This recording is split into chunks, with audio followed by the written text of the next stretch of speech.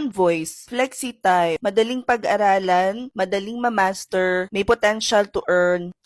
Alam nyo na. Hi, my name is Mary. I post easy to follow daily tasks that you can do to start your freelancing journey. Every day, nagpo-post ako ng mga bagong videos na pwede nyo sundan as some sort of roadmap kung gusto nyo na maging freelancers, virtual assistant, or gusto nyo na mag-work from home gamit ang computer at internet. I always get this question. Ano po ba yung magandang non-voice?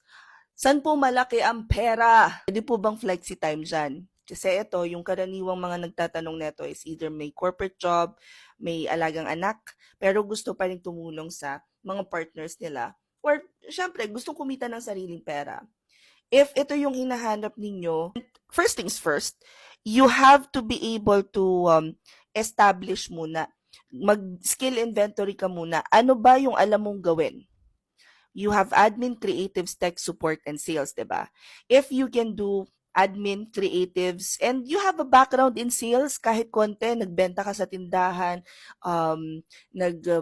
promodizer ka, or nag-model ka for a particular brand, or whatever it is that you do na involves sales and marketing, then perhaps PPC or pay-per-click advertising is for you. A lot of people would say, why settle for less? Don't limit your potential. Ginagamit nilang hook yon. Hindi ko kayo hinuhook. This is really something na I've been noticing itong trend na to for the past couple of years because I have a lot of clients asking me if I know someone who knows how to run PPC. PPC is pay-per-click advertising. It's right under the umbrella of media buying, which is part of digital marketing. Kung gusto nyong i-explain ko pa yung kung paano yung umbrella na yon, i-comment nyo na lang dyan digital marketing. Pagkatapos i-explain ko na lang siya on a separate video. But I wanted to highlight bakit nga ba I think PPC is one of the future skill set na hindi kayang i-replace ng AI. Kasi a lot of times when we think about freelancing, it's either we don't want to limit our potential, we're tired of the same old routine, we want to say goodbye to strict schedule, ayaw na natin ng may schedule. Kasi pag guys natutunan ninyo yung PPC, it's an easy to learn skill that opens doors to a world of possibilities, especially for freelancers. PPC offers freelancers the opportunity to earn more, work less, and enjoy a flexible schedule. I wait for success when you can create it. Kaya nga ang daming ngayong na-eengganyo na mag-freelancing kasi ang daming nagpo-post na, flexi time, it's so easy, ganyan. Hindi ko kayo i-hook ng ganun, kayo mag-alala. The only thing that I want to highlight if you learn how to do PPC is yung flexibility. I think a lot of people, what they want to do is just leave their 9 to 5 or have something to do between 5 to 9. I'm not sure if you've read that book already, but it says your 9 to 5 is to pay the bills, but your 5 to 9 is for your dreams and your goals and aspirations. So, people right now are thinking about either transitioning or doing side hustles kasi nga working from home allows you to set your own schedule and achieve a better work-life balance. So, while hindi laging saying goodbye to the traditional 9 to 5 ang goal ng lahat ng gusto maging freelancer, at the very least, you wanna embrace a more flexible lifestyle.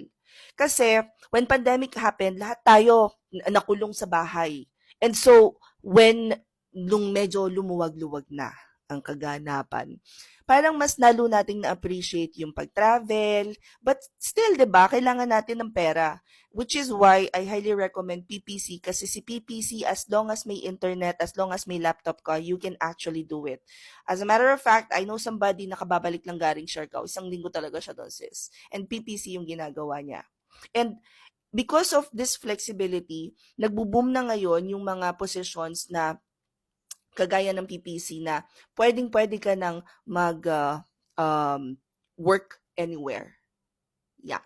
So anyway, we have a class. If you guys want to learn PPC, we have a class. 999 pesos lang siya. 2 days yung class.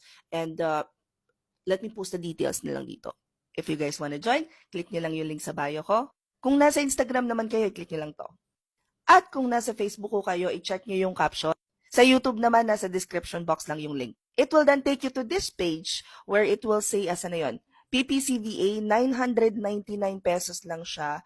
2-day class ito 4 hours each class, and you guys will have 2 weeks of internship. So yes, pwede nyo pong i-add sa portfolio ninyo kung ano yung matututunan ninyo dun sa 2 weeks na internship na yon.